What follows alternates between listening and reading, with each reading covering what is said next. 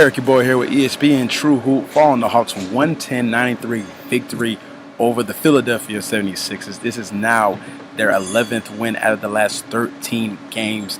This Hawks team is definitely rolling right now, clicking on all cylinders. Tonight, obviously, the Sixers were without Joel Embiid. They were a completely different team. I would say the last time the Philadelphia Sixers came here, they played definitely more of a slow type of tempo pace. And this game here, they were pushing the ball up the floor a lot sooner. TJ McConnell was definitely, I think the message has been clear to him from his coach. They play better when he's pushing the pace. This is why they've won so many games recently. And they're playing a lot better now. And some of the Hawks were talking about after the game that you could see the difference in this team now. Now players know where they're supposed to be. So they definitely faced a different Sixers team than they did beforehand. Guys are more confident. There's more cohesion there. And you can attribute that to anything. It's Embiid's coaching, philosophy, whatever it is. But they're definitely a different team. And they gave the Hawks a tough time there in that first quarter especially. It ended 25-25, but early on, this team was pushing the pace. They ended up with 20 fast break points.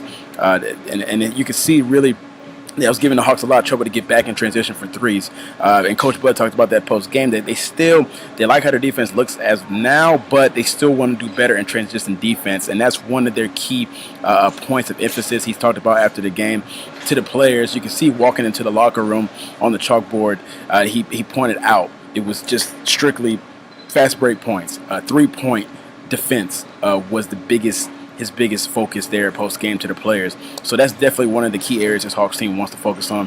Other than that, man, it was good to see Bazemore, obviously Millsap, and the starters really make the imprint on this game. Bazemore talked about it even now. I'm seeing with him the mid-range game looking a little bit more confident taking it, and definitely it comes with time with the injury he had. And he had to point that out after the game, saying that, people are probably forgetting that I did have an injury.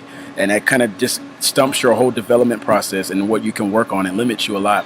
And now he's really getting into a better of a groove. He's stepping into those mid-range jump shots and is shooting a lot better. So you can see that's definitely a plus from this Hawks team recently, having Bazemore kind of open up his game a little bit more. So that'll be key for them. And Dennis Schroeder, again, being very aggressive defensively tonight, getting into all the point guards from the Sixers, picking them up full court.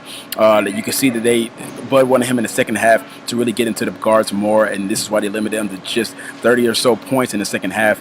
So that was definitely another big key to this victory here, and really this whole winning streak they've had.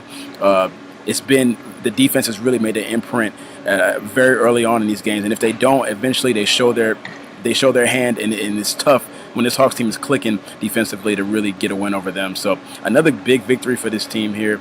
Now they have the Clippers on Monday coming in town. Obviously, Chris Paul will be out. Blake Griffin will not be here either. So definitely another chance for them to continue to climb up in the standings. Boston did lose tonight, so this gives this Hawks team a clear chance here to take that third seed and really try to ride that wave there into the All-Star break. Eric, your boy here with ESPN Truehoop. Peace.